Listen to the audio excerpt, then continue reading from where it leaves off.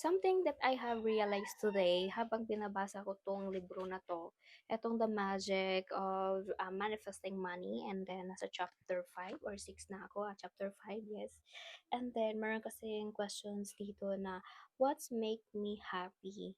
So, ano ba talaga daw yung gusto ko while ginagawa ko, or alam mo yun, pinapangarap ko yung mga gusto ko or mina-manifest ko yung mga gusto ko.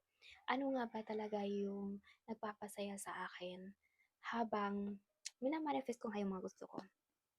And it makes me realize nung back when I was high school, mahilig akong mag-post ng mga, tawag dito, mga Bible verse, ganyan. Tapos someone message me, sabi niya na, thank you daw kasi naka-help daw sa kanya yung Bible verse. Napaka-timely daw ng Bible verse na yon sa situation niya, ganyan. And then, so later on ng life ko na nag-read na ako ng mga books na 24 years old ako that time. And then natapos ko kasi yung Think and Grow Rich na book at saka yung The Subconscious Mind na book. Dun talaga sa subconscious mind, dun ko na-realize na bakit itong libro na 'to konti pa lang yung nakakaalam. And dun ako nagkaroon ng desire na gusto kong mamigay ng libro din kasi gusto ko maraming makaalam ng libro na 'to kasi sobrang ganda niya. Naiyak ako pero ang ganda talaga ng libro na yun.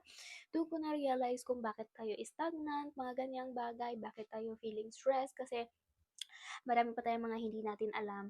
And then, later on, gusto kong magawa ng mga video like this kasi gusto kong i-share yung mga thoughts ko, yung mga naging realization ko sa mga books. And then, napapahinto ako. Alam mo yun, nagda-doubt ako kung gagawin ko ba siya, ipo-post ko ba siya.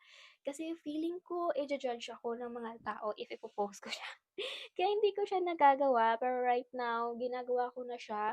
Ito yung YouTube channel ko na sabi ko everytime na magre-read ako ng books and meron akong na-realize, meron akong something na important for me na baka sakaling matutunan siya ng iba, is gusto ko na siyang i-share.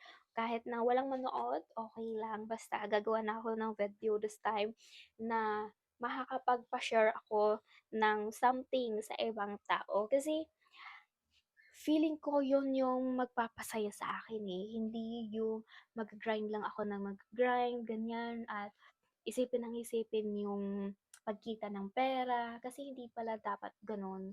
Money is not important, pero hindi naman ibig sabihin is hindi siya necessary. Hindi lang siya gano'n ka-important, naka-focus lang kasi doon yung mind natin, yung goal natin, pero hindi tayo naka-focus doon sa experience na magagawa ng pera. Gets nyo? So yeah, yan yung mga na-realize ko right now. That's why I starting making this video to compile yung mga natutunan ko, ganyan, hanggang sa maglakas loob na ako na mag-post sa ibang platform. Kaya ako dito nag-focus muna sa platform na to para i-ready ko yung sarili ko sa mga pwede kong sabihin, ganyan. Kasi baka magkamali tayo ng mga sasabihin, girl. So yeah, that's it.